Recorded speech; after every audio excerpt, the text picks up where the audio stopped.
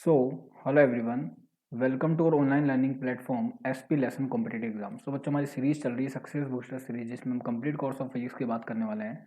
आज का जो हमारा टॉपिक है बच्चों, कैपेसिटर का लेक्चर नंबर 3 है। इससे पहले 2 लेक्चर हो चुके हैं, आप जाके देख सकते हो बच्चों, प्लेलिस्ट में मिल जाएगा आपको, जो बोर्ड एग्जाम के साथ साथ NEET JEE and other exams के लिए भी यूजफुल है। सो प्लीज़ बच्चों, अगर आप इस चैनल पर नए हो तो प्लीज़ लाइक सब्सक्राइब और शेयर करें।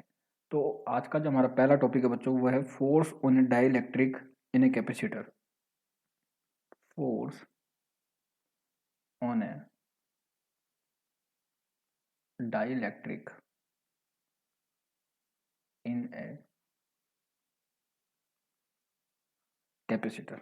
ओके बच्चों, अब एक कैपेसिटर बनाना पड़ेगा पहले। उसमें हम इसको डाइलेक्ट्रिक स्लैब को एंटर कराएंगे। आप देख सकते हो बच्चों, ये कैपेसिटर है। जनरली पैरेलल प्लेट कैपेसिटर लेते हैं और आपने एक डाइलेक्ट्रिक स्लैब इसमें एंटर कराई बच्चों। ओके,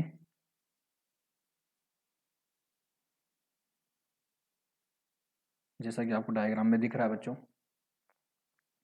अगर आपने क्या करा, इसको फोर्स लगाया बाहर की तरफ से, एक एक्सटर्नल एजेंट के थ्रू आपने एक फोर्स लगाया कैपिटल एफ। ओके, और ये यहाँ से एक्स डिस्प्लेस हो गई बच्चों, डी एक्स। एक्स डिस्प्लेस हो गई, डिस्प्लेस हो गई। तो यहाँ से हम लिख लेते हैं इसको, ये यहाँ से लेकर ये पूरा बच्चों डाइलेक्ट्रिक स्लैब है। ये पूरा, ये जो मैं यहाँ पे इसको शेडो कर रहा हूँ, ये पूरा एक डाइलेक्ट्रिक स्लैब है। ओके, आपने इसमें एंटर कराया, ठीक है। अब यहाँ से आपने इसको एक्स डिस्प्लेस हो गया, इसको ये आपने जो फोर्स लगाया, force exerted by an external agent, force exerted by an external agent। Okay, ये आपने फोर्स लगाया इसके ऊपर बच्चों, ये यहाँ से x डिस्प्लेस हो गई है। यहाँ पे हम एक dx एलिमेंट ले लेते हैं इसका, x डिस्टेंस पे ये dx आपने एलिमेंट ले लिया। ओके, तो आप देखोगे कंसिडर डिफरेंशियल डिस्प्लेसमेंट dx, जो हमने dx कंसिडर कर लिया बच्चों। Okay, of the dielectric as shown in the figure, always keeping the net force on it zero, so the dielectric moves slowly without acceleration। बच्चों, ये जेई में आई हुई line है, इस चीज को नोट कर लेना। ओके, सो होता क्या है बच्चों कि जो इलेक्ट्रोस्टैटिक वर्क होगा प्लस डब्ल्यू, जो इस फोर्स की वजह से हो रहा है, वो टोटल कितना हो जाएगा, जीरो हो जाएगा। इस लाइन को नोट भी कर लेना बच्चों, ये जेई में आई हुई लाइन है कि जैसा कि आपको डायग्राम में दिख रहा है बच्चों, आपने dx इसको डिफरेंशियल डिस्प्लेसमेंट दिया। Okay, so figure always keeping in the net force on it is zero, so the dielectric move slowly without acceleration. उस पर कोई एक्सेलरेशन नहीं लगेगा, विदाउट एक्सेलरेशन वो स्लोली मूव करेगी।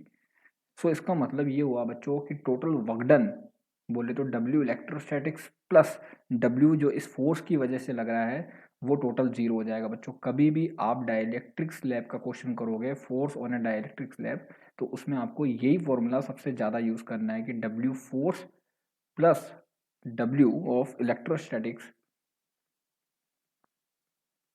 विच इज इक्वल्स टू जीरो। ये सबसे मेन फॉर्मूला बच्चों, किसी भी तरह का क्वेश्चन आए force on A dielectric slab in a capacitor, तो आपको ये एक ही फंडा यूज करना है कि W फोर्स जो इस फोर्स की वजह से वर्क डन है, अप्लाइड फोर्स जो एक्सटर्नल एजेंट द्वारा लगाया गया है बच्चों, प्लस इलेक्ट्रोस्टैटिक फोर्स की वजह से जो वर्क डन है, वो टोटल वर्क डन मिला के कितना होगा बच्चों, जीरो होगा। या इसको डायरेक्टली भी लिख सकते हो कि W फोर्स जो होगा बच्चों, जो इस वर्क डन जो इस फोर्स की वजह से हो रहा है, वो minus of which is equals to W electrostatics के इक्वल आएगा। ओके, तभी तो टोटल वर्क डन क्या होगा बच्चों, जीरो होगा। जब दोनों एक दूसरे के इक्वल और अपोजिट हो जाएंगे, तभी तो टोटल वर्क डन जीरो होगा। या हम इसको कह सकते हैं, या आपको पता है कि डेल्टा एफ जो आएगा बच्चों, वो किसके इक्वल आएगा, डेल्टा यू के। तो आप इसको नेक्स्ट इक्वेशन इसमें लिख सकते हैं हम। तो नेक्स्ट इक्वेशन हम लिखेंगे बच्चों कि माइनस एफ डी एक्स जो आएगा बच्चों, अगर ये डी एक्स डिस्प्लेस हुई है, ओके, तो minus F D X which is equals to क्या आएगा बच्चों, Q square divided by 1/c। आपको पता है क्यू डेल्टा यू के इक्वल आएगा, मतलब क्यू स्क्वायर अपॉन 2c के इक्वल आएगा बच्चों। ओके, लेकिन आप जब इसको लिखोगे बच्चों माइनस एफ डी एक्स, ये क्यू स्क्वायर अपॉन 2c और यहाँ पे मल्टीप्लाई किसके कर देंगे बच्चों, ये जो माइनस साइन आएगा यहाँ पे डी सी से और मल्टीप्लाई करेंगे बिकॉज यहाँ पे डी एक्स है बच्चों। ओके, तो माइनस एफ डी एक्स जो आएगा बच्चों वो किसके इक्वल आ जाएगा, minus of Q square upon 2c, ये डेल्टा यू है बच्चों। ओके, तो डब्ल्यू एफ जो आया वो डेल्टा यू के इक्वल आया, मतलब minus F dot D X जो आएगा वो किसके इक्वल आया, minus of Q square two C multiplied by D C. Okay, तो अगर आप यहाँ से एफ निकालोगे तो ये माइनस से माइनस साइन तो कैंसिल आउट हो जाएगा और आपके पास क्या बचेगा बच्चों, एफ इक्वल्स टू क्या आ जाएगा, Q square upon 2c multiplied by D C by D X.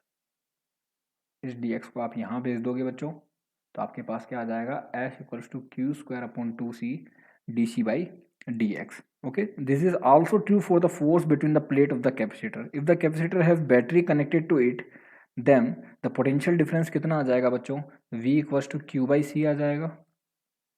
Okay, तो ये आप इसको इस तरह से भी लिख सकते हो, F equals to half of V square D C by D X. Okay, ये फॉर्मूला भी जेई में आया हुआ है बच्चों, half into V square multiplied by D C by D X. तो ये दोनों फॉर्मूले आपको दिमाग में रखने हैं, एक तो ये और एक ये वाला बच्चों। ये किसी भी डाइलेक्ट्रिक स्लैब की वजह से अगर आप फोर्स निकालोगे तो ये फॉर्मूला या ये कंसेप्ट आपको यूज़ करना है। सबसे मेन कंसेप्ट बच्चों यही है कि W F plus W electrostatics जो होगा वो कितना आएगा, वो आपके पास आएगा 0 के इक्वल। ओके, नेक्स्ट टॉपिक आता है बच्चों charging and discharging of a capacitor. तो दूसरा आता है charging and discharging of a capacitor. Okay, सबसे पहले चार्जिंग की बात कर लेते हैं बच्चों। तो पहली हेडिंग हम डाल लेते हैं, the first heading is charging of a capacitor.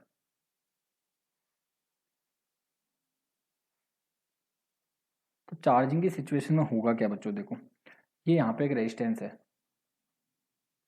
Okay, और ये आपने इससे कैपेसिटर कनेक्ट कर दिया जिसका कैपेसिटेंस कितना गिवन है, सी है। और आपने क्या करा, इसको एक वी वोल्ट की बैटरी से, ये पॉजिटिव ये नेगेटिव, इसको वी वोल्ट की बैटरी से कनेक्ट कर दिया और यहाँ पर एक स्विच लगा दिया आपने। ओके, ये आपने एक स्विच लगा दिया, स्विच को हम कोई भी नेम दे दो बच्चों, ये ऐसे एक स्विच है। ओके, ये यहाँ पे क्या हो रहा है इसको बार बार, हाँ ठीक है। ओके, तो when a capacitor resistance battery and key is connected in series and key is closed, तो आप इस की को कर दो क्लोज्ड। ठीक है, अब आप देखोगे बच्चों इसके टर्मिनल पे जो पोटेंशियल है वो वी आर आएगा, इसके टर्मिनल पे जो पोटेंशियल है वो वी सी आएगा। ओके, और वी जो होगा वो टोटल किसके इक्वल होगा, V C plus V R के। तो की जैसे आप क्लोज करोगे बच्चों और आपको बोलेगा चार्ज निकालो, पहला क्वेश्चन क्या आता है, चार्ज एट एनी इंस्टेंट। सबसे पहला मॉड्यूल का सवाल आप देखोगे जाके बच्चों, आपको ये मिलेगा चार्ज निकालो, चार्ज कितना आएगा।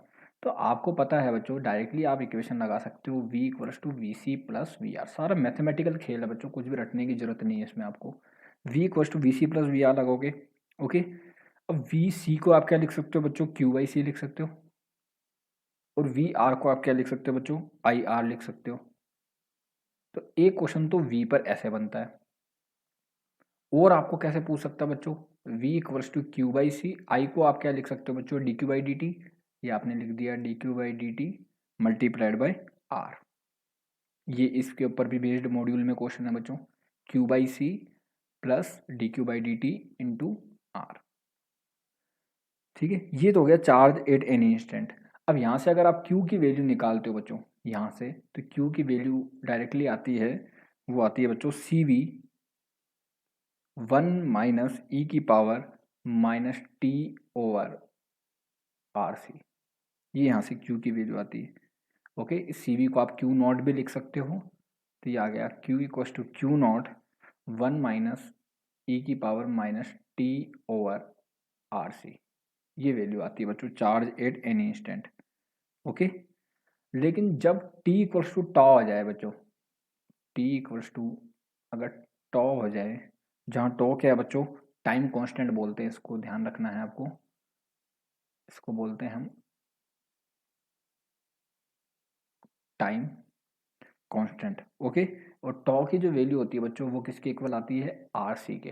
तो जब टी इक्वल्स टू टॉ हो जाए, मतलब tau T equals to R C हो जाए, तब क्यू कितना आ जाएगा बच्चों, Q equals to Q not 1 minus E की पावर -1 हो जाएगी बच्चों। ओके, तो ये ई की पावर -1 हो जाएगी। आप इसको ऐसा भी लिख सकते हो, क्यू नॉट 1 माइनस 1 अपॉन ई, और इसको आप जब सॉल्व करोगे 1 माइनस 1 अपॉन ई को, तो ये आपके पास कितना आएगा बच्चों, 0.632 क्यू नॉट। सो हमने क्या देखा बच्चों, in charging charge increase to 63.2%। Actually आप इसको ऐसे भी लिख सकते हो, 63.2% ऑफ क्यू नॉट। तो so in charging charge increase to 63.2% of charge in the time equals to tau. जब टी इक्वल्स टू टॉ आए तो चार्ज कितना इंक्रीज हो जाएगा बच्चों, 63.2%। तो पहला क्वेश्चन तो ये बनता है कि चार्ज निकालो, तो ये आपने चार्ज का फॉर्मूला पढ़ लिया। तीन ही बनते हैं बच्चों, एक तो चार्ज के ऊपर पूछता है, एक पूछेगा करंट के ऊपर। तो करंट भी आप D Q by D T से निकाल सकते हो इजीली। तो I equals to D Q by D T, Q का फॉर्मूला आपने देखा है, ये वाला आया बच्चों, Q equals to Q not 1 minus E की power minus T over R C. इस आर सी को आपने क्या लिख दिया बच्चों, टॉ लिख दिया, जिसको आपने टाइम कांस्टेंट बोल दिया। ओके, तो जब D Q by D T करोगे बच्चों, तो वो आई किसके इक्वल आ जाएगा, आई नॉट ई की power minus T over R C. Okay, यहाँ पे आई नोट क्या है बच्चों, आई नोट की जो वैल्यू आती है वो किसकी इक्वल आती है, वो आती है Q not over R C के। ओके, इसी तरह से अगर आप पोटेंशियल डिफरेंस निकालोगे, जो कि लास्ट बनता है इसके ऊपर सवाल, v इक्वल्स टू वो आता है v नॉट 1 माइनस ई की power minus T over R C. Okay बच्चों, तो सबके एक जैसे फॉर्मूले हैं, देख लो आप यहाँ पे, q equals to Q not 1 minus E की power minus T over R C. यहाँ पे i भी देखोगे तो i equals to I not E की power minus T over R C, और v भी देखोगे v नॉट 1 माइनस ई की power minus T over R C. तो सारे सेम सेम ही फॉर्मूले लगते हैं। ओके, तो ज़्यादा रटने वाली बात नहीं, आप इनके ऊपर क्वेश्चन प्रैक्टिस करोगे आपको याद हो जाएंगे। तो ये तो हुई चार्जिंग की कंडीशन। अब डिस्चार्जिंग की कंडीशन में क्या होगा बच्चों, जब when a charge capacitor resistance and की इज कनेक्टेड इन सीरीज, और की आपने क्लोज कर दी। ओके, तो then the energy store in a capacitor is used to circulate the current in the circuit. अब एनर्जी स्टोर जो हुई है वो सर्कुलेट करेगी करंट को, और उसकी वजह से क्या होता जाएगा बच्चों, डिस्चार्ज होता जाएगा। तो डिस्चार्जिंग की कंडीशन में क्या होगा बच्चों, V C plus V R जो होगा वो क्या हो जाएगा, ज़ीरो हो जाएगा। तो डिस्चार्जिंग की कंडीशन में सर्किट ये का यही रहेगा बच्चों, सर्किट में कोई चेंज नहीं आएगा। अगर आप की को क्लोज करते हो, तो डिस्चार्जिंग की कंडीशन में क्या होगा, ये आपको एक फंडा है, यही है कि V C plus V R जो होगा वो टोटल कितना हो जाएगा बच्चों, ज़ीरो हो जाएगा। अब आप जब क्यू निकालोगे तो क्यू इक्वल्स टू क्या आ जाएगा, क्यू नॉट ई की power minus T over R C. Okay, अब जब टाइम जो होगा वो किसके इक्वल हो जाएगा, टाइम कांस्टेंट के, मतलब किसके इक्वल हो जाएगा, आर सी के। तो क्यू किसके इक्वल आ जाएगा बच्चों, क्यू नॉट ई की power -1 which is equals to Q naught by E, which is equals to 0.368 Q naught, which is means 36.8% of Q naught. Okay, so in discharging, charge is decreased to 36.8% of the initial charge in the time equals to tau। तो 36.8% charge होता है बच्चों, वो decrease हो जाता है जब time जो होता है वो किसके इक्वल हो जाए, टाइम कांस्टेंट के। अब आपको करंट पूछेगा बच्चों, तो आई इक्वल्स टू क्या करोगे, D Q by D T लगा दोगे। तो आई इक्वल्स टू, जब आप D Q by D T use करोगे तो यहाँ से आप करंट भी निकाल सकते हो बच्चों इजीली। तो वो कितनी आएगी बच्चों, minus of I not E की power minus T over R C. Okay, जहाँ आई नोट की वैल्यू आपको पता ही है वो कितनी है, जो कि पहले लिखी थी हमने, Q not over R C. Potential difference निकालोगे बच्चों, वो भी इतना ही आएगा, V equals to V not E की power minus T over R C. तो ये जनरली तीन तीन चीज़ें पूछता है। एक तो आपको क्यू पूछेगा, फिर आपको आई आई पूछेगा और फिर वी पूछेगा। चार्जिंग और डिस्चार्जिंग दोनों में ऐसा होता है बच्चों। तो आई होप आपको ये वीडियो पसंद आया होगा बच्चों। तो प्लीज़ लाइक, सब्सक्राइब और शेयर करना। Thank you.